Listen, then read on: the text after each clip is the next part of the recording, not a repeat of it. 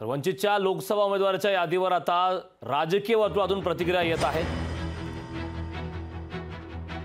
प्रकाश आंबेडकर यांच्याकडून 9 उमेदवारांची घोषणा करण्यात आलेली आहे। वंचित बहुजन आघाडी महाविकास आघाडीमधून बाहेर पडलेली आहे। अकोल्यामधून प्रकाश आंबेडकर हे लोकसभा निवडणूक लढणार आहेत। प्रकाश आंबेडकरांनी एकला चलोडेचा नारा दिला, त्यामुळे आगामी काळात नेमके काय घडामोडी घडतात, कशा प्रकारचे राजकीय समीकरण असतात हे पाहणं महत्त्वाचं आहे। शेवटपर्यंत आशेची किरणं आम्हाला दिसत आहेत। प्रकाश आंबेडकर म्हणजे बाळासाहेबांना सुद्धा हुकुमशाही विरुद्ध लढायचा आहे। त्यांच्या आजोबांनी जो या देशाला विचार दिला आहे, समतेचा, संविधानाचा, तो बाळासाहेबांनाच पुढे न्यायचा आहे। आम्ही त्यांच्याबरोबर आहोत ना। आम्ही त्यांना 5 जागांचा प्रस्ताव दिला, तो कायम आहे आणि चर्चा अद्याप संपलेली नाही।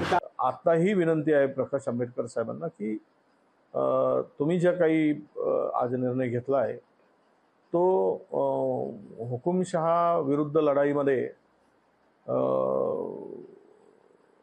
आपण कमजोर होण्यासाठी घेतला का, हाही प्रश्न नक्की लोकांच्या मनामध्ये आहे। मला वाटतं आणि आमची विनंती आहे की घेतलेला निर्णय हा त्यांनी सुद्धा पुनर्विचार करावा। तुम के खून के वारिस हो और हम विचारों के वारिस हैं। फैसिज्म को रोकने के लिए हम दोनों को साथ आना जरूरत है और समाज से यह मांगनी उठ रही है। ये समाज कह रहा है कि अंबेडकर साहब और महाविकास आघाड़ी इकट्ठा आनी चाहिए। मैं तो हमेशा अंबेडकर साहब के बाजू से रहा हूं, क्योंकि संविधान बचाने के लिए जो जो संविधान के बाजू से है उन सभी लोगों ने हाथ मिला लेना चाहिए।